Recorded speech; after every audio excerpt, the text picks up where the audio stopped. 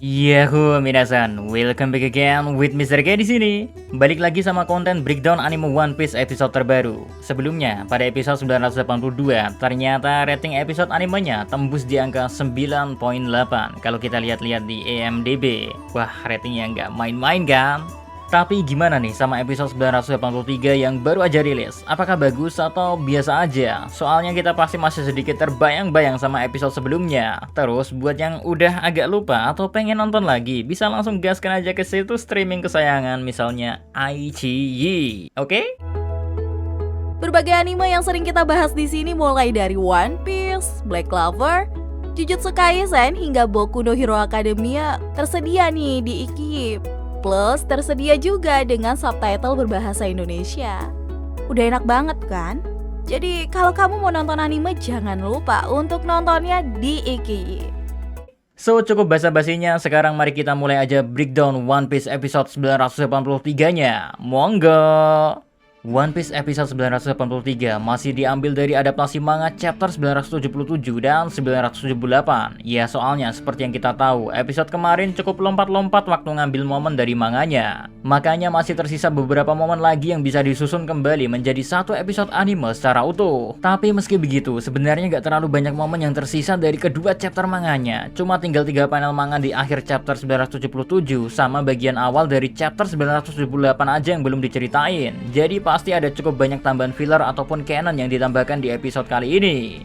Namun gak usah khawatir atau kecewa terlebih dahulu ya, karena kalau soal menyulap sekitar setengah manga menjadi satu episode anime, Toei Animation udah gak perlu diraguin lagi, soalnya udah biasa nanganin hal-hal kayak gitu guys. Well, episode 983 dimulai dengan memperlihatkan momen kedua Kapten Bajak Laut Gila, yaitu Eustace Kid dan Luffy yang terlihat saling bersaing untuk sampai terlebih dulu di Pulau Onigashima.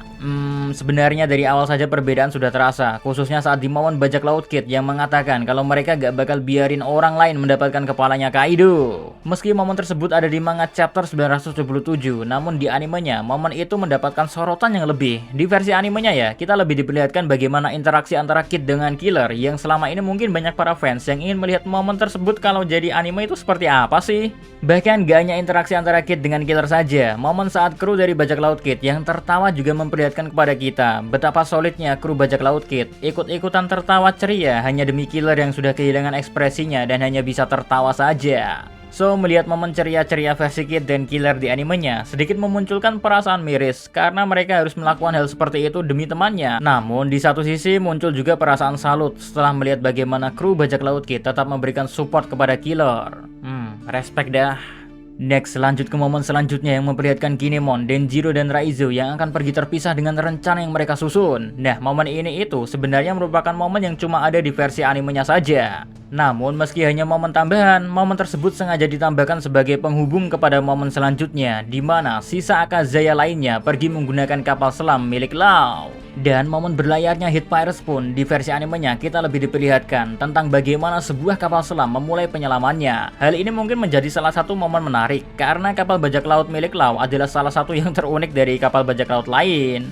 Apalagi kita bisa menonton cara kerja bagaimana kapal selam memulai penyelaman. Walau gak sedetail seperti di real world, setidaknya kita dapat informasi kalau kru Hit Pirates orang-orangnya itu penuh dengan persiapan. Selebihnya mulai dari momen penyelaman Polar Tank gak ada yang terlalu berbeda dari versi manga. Mulai dari diperlihatkannya kapal para aliansi pembebasan Wano Kuni yang berlayar, lalu momen Luffy dan Kid yang masing-masing berdiri di bagian depan kapalnya. Wow, there is no big difference. Namun momen selanjutnya yang akhirnya memperlihatkan Pulau Onigashima lagi-lagi membuat Mr. K terpukau dengan pemilihan warna dan desain yang digunakan untuk Pulau Onigashima. Di versi anime jelas terlihat bagaimana indahnya bagian depan dari Pulau Setan ini.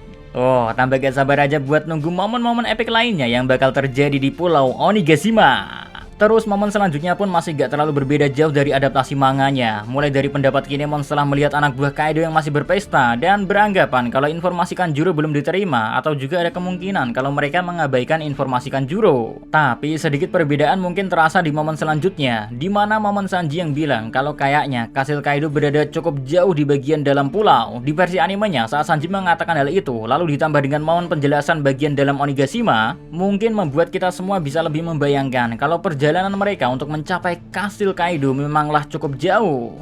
Lalu momen pun dilanjut dengan memperlihatkan Usopp yang melakukan serangan kepada para penjaga yang ada di bagian depan Pulau Onigashima. Momen ini juga masih ada di versi manganya, jadi belum ada perbedaan yang mencolok lagi di versi animenya. Mungkin momen yang paling terasa adalah momen selanjutnya yang memperlihatkan tekad para samurai yang memutuskan untuk menenggelamkan kapal-kapal mereka. Damn, momen tersebut jadi salah satu yang membuat Mr. K kagum dan memang sangat mencerminkan bagaimana seorang samurai bertarung. Hal ini juga kayaknya yang membuat Angkatan Laut sedikit berhati-hati dan mengatakan kalau negeri Wano Kuni memiliki kekuatan yang misterius. Soalnya bisa kita saksikan sendiri bagaimana rakyat biasa di negeri tersebut saja memiliki tekad yang sangat luar biasa yang sudah menanamkan tekad dalam hatinya saat melangkahkan kaki di Onigashima kalau mereka hanya akan bertarung untuk menang atau mati. Hal tersebut juga yang sepertinya ingin diperlihatkan oleh Oda Sensei tentang bagaimana tekad dari seorang samurai saat mereka sudah meneguhkan hatinya tentunya. Terus momen selanjutnya ada hal yang sedikit berbeda atau cukup mengejutkan adalah momen perubahan baju para anggota bajak laut topi jerami ternyata nggak cuma hanya menggunakan baju warna hitam, melainkan menggunakan berbagai macam warna mulai dari merah, pink, hijau, dan bahkan biru. Hal itu cukup membuat momen penyamaran ini ya gak terlalu membosankan karena baju yang digunakan punya warna macam-macam. Belum lagi di sini juga kalau kita pikir-pikir, kekuatan buah iblis milik Kinemon itu merupakan kekuatan yang awalnya kita pikirkan gak guna kan? Cuma setelah diperlihatkan oleh Oda Sensei malah jadi kesannya cukup OP. Bayangin aja nih, kemampuan dari buah iblis Fuku Fuku no Mi digunain oleh orang yang punya kemampuan berpikir cukup pintar, seperti misalnya saja Sanji ya, yang bisa membaca situasi dengan sangat cepat dan juga terkadang suka mengintai area musuh. Bayangin aja jika Sanji memakan buah iblis Fuku Fuku no Mi. Sanji hanya harus membawa sebuah batu ataupun daun, lalu dirinya bisa mulai menyamar untuk mendapatkan informasi. Terus jika misal tiba-tiba ketahuan nih ya, Sanji bisa menggunakan kembali kekuatan buah iblisnya untuk merubah pakaiannya menjadi warga sekitar. Ya terbilang kekuatan buah iblis yang sangat praktis jika digunakan untuk situasi dan kondisi yang tepat. Terus di episode kali ini juga diperlihatkan kalau Kinemon bisa membuat armor atau baju perang dalam jumlah yang sangat banyak dan juga cepat. Hal ini juga membantu persiapan untuk memulai suatu perang jikalau para warga atau karakter biasa ingin mengikuti suatu pertarungan. Meski terbilang konyol dan kemampuan ini tidak terlalu berguna di pertarungan satu lawan satu, namun untuk menjadi seorang pencari informasi atau menyusup ke area musuh, kekuatan buah iblis Fuku Fuku no Mi udah jelas sangat berguna. Contohnya aja Kinemon saat menyamar menjadi Doflamingo adalah salah satu bukti yang cukup efektif kalau buah iblisnya sangat berguna. Cuma sayangnya sifat Kinemon yang ceroboh dan gampang terbawa emosi apalagi jika menyangkut tuannya Momonosuke membuat Kinemon terkadang tidak berpikir terlebih dahulu saat melakukan sesuatu. Aduh. And finally, overall episode kali ini dikemas dengan cukup baik oleh pihak Toei Animation. Mengingat momen yang tersisa di manganya pun tidak terlalu banyak untuk diadaptasi. Ya pokoknya tetap kita harus kasih apresiasi buat apa yang udah dilakukan oleh pihak Toei Animation selama ini. Terus untuk episode 983 juga menjadi sedikit cooling down sebelum akhirnya pertempuran segera dimulai di Pulau Onigashima. Sebagai penonton, kita terkadang memang membutuhkan momen itu, sehingga alur dari cerita pun dapat terjaga dan tidak terasa dibuat terlalu terburu-buru, yang mana nantinya malah ngebuat ceritanya kurang dapet dan gak bisa enjoy untuk dinikmati. Walau visualnya gak sewah 982 sih, tapi kita sebagai fans seharusnya memaklumi karena ini anime mingguan brother, bukan anime karya Ufotable yang seasonal atau movie. Lagian, kalau Toei Animation udah ngamuk, visual seperti 982, it's easy kok buat dibuat. So, segitu aja buat konten breakdown One Piece episode 983-nya, ge. See you again next time. Adios di Caramelo. Stay safe everyone. Salam Animania.